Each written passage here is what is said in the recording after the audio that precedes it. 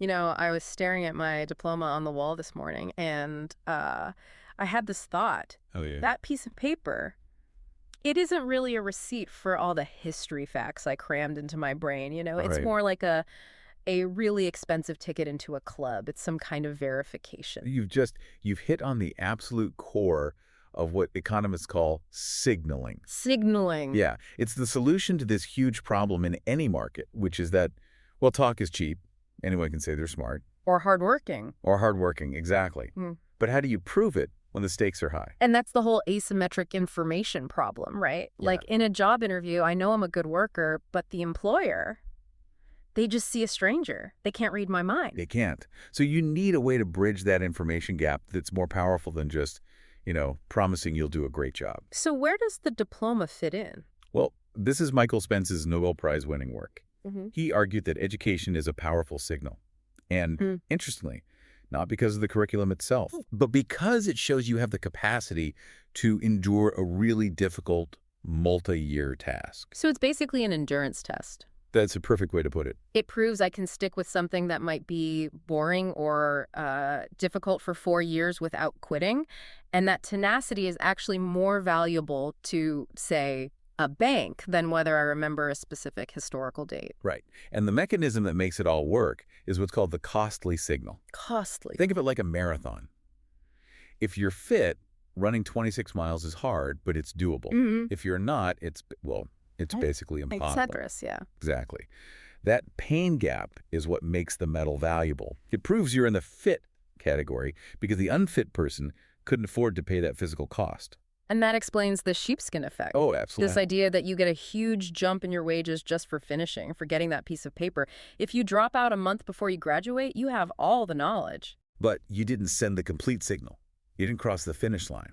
And the market penalizes that. It's all about separating the real deal from, the noise. Right, cutting through the noise. And speaking of cutting through the noise to find real value, that's a good time to mention our sponsor, Embersilk. It is. If you're trying to figure out where AI can actually help your business, Embersilk is a great partner. Yeah, they specialize in pinpointing exactly where AI agents will have the biggest impact for your business or your life, whether that's automation, software development, you name it. It's all about making a real impact, not just, throwing technology at a problem. Check them out at embersilk.com. Okay, so we've talked about people signaling, but this applies to products too, right? The whole lemon problem with used cars. For sure. If I'm selling you a car, I know it's a good one, but you're worried I'm trying to get rid of a lemon. How do I prove it's good? A warranty. A warranty. It's not just a nice little perk. It's a pure mathematical signal.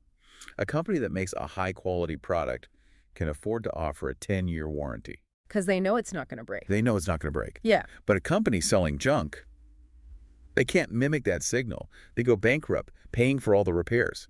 So the signal works because it's too expensive for the low-quality company to fake. That's the key. You see this in finance, too, with IPOs. Okay, how so? Well, when a company goes public, the founders will often keep a huge chunk of the shares.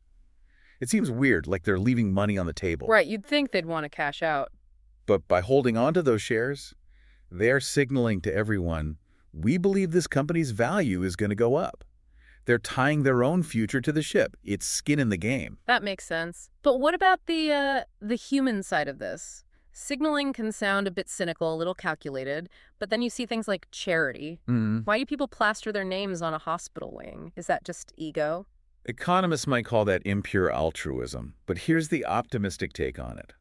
That act is part of the lubricant that lets a society function. By signaling that you have resources and you're willing to share them, you're building a reputation for cooperation. You're building social credit. So it's a trust mechanism. It lets strangers in a community figure out who is, for lack of a better word, high quality in a social sense, who's cooperative. It solves the lemon problem for human interaction. It's how we build trust.